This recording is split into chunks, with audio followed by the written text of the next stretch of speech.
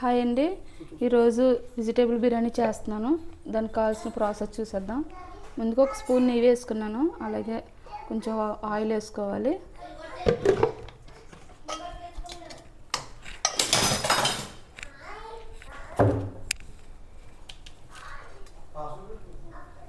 దానికి కావాల్సినవి సామాన్లన్నీ వేసుకోవాలి.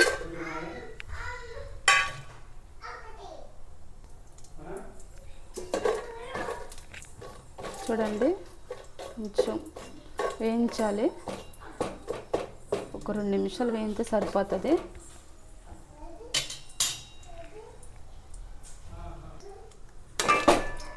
చూడండి, ఆనియన్స్, అలాగే టమాటా, పచ్చిమిర్చి, క్యారెట్,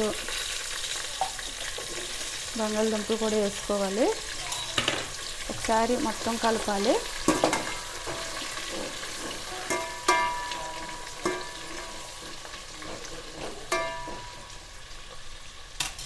ఒక 2 నిమిషాలు మగ్గనివ్వాలి. అలాగే మన దగ్గర గ్రీన్ బటానీ ఉంటాయి కదా, అవి కూడా వేసుకోవాలి.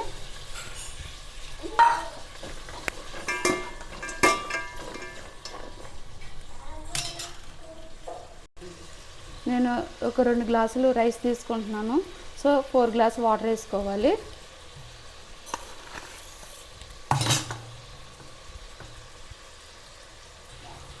వన్ గ్లాసు,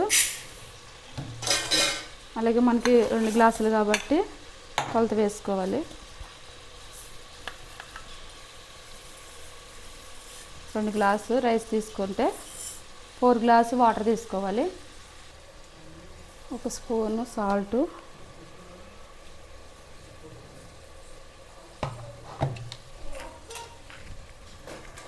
ఒక స్పూన్ వేసి మొత్తం కలపాలి. వాటర్ వేసాక సాల్ట్ చూసుకుని వేసుకోవచ్చు. ముందుగా వేసుకుంటే మళ్ళీ సరిపోద్దో లేదో, అందుకే వాటర్ వేసుకున్నాక సాల్ట్ వేసుకుందాం. సో మొత్తం మగ్గుతుంది. ఒక 2 నిమిషాలు మూత పెట్టేసుకుందాం. ఇది మగ్గేలోపు ఒక స్పూను అల్లం వెల్లుల్లిపాయ వేసుకుని, ముద్ద ఉంటుంది కదా అల్లం పేస్ట్, అది వేసుకోవాలి. అలాగే కరివేపాకు, కొత్తిమీర కూడా వేసుకోవాలి.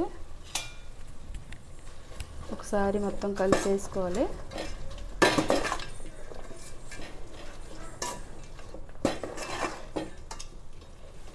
మొత్తం కలిపేసుకున్నాక ఒక 2 నిమిషాలు మూత పెట్టేసుకోవాలి. ఇది మగ్గేలోపు మనం రైస్ కూడా ఒక 10 నిమిషాలు నానబెట్టుకుని ఉంచుకుందాం.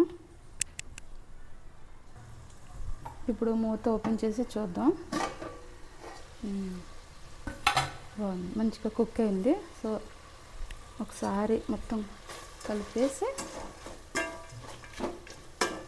వాటర్ వేసుకుందాం. చెప్పాను కదా 2 గ్లాసులకి 4 గ్లాస్ వాటర్ అని. ఒక 2 గ్లాస్ రైస్ తీసుకుంటే 4 గ్లాసులు వాటర్ తీసుకోవాలి.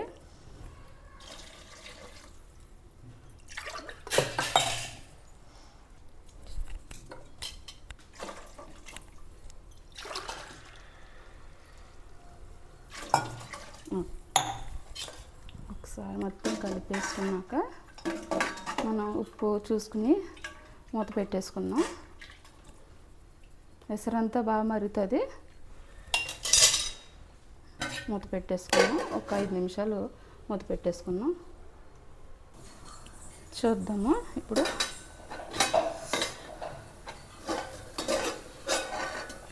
ఎసరు బాగా మరిగిపోయింది. మనం రైస్ వేసుకుందాం.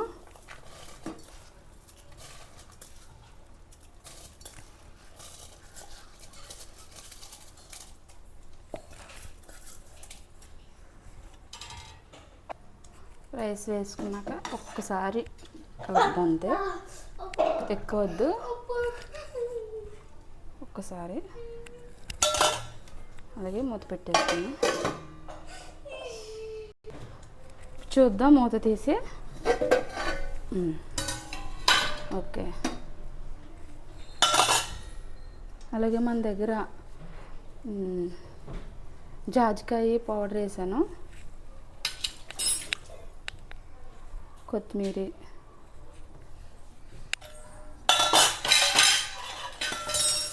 ఒక్కసారి ఇంకా మూత పెట్టేద్దాం.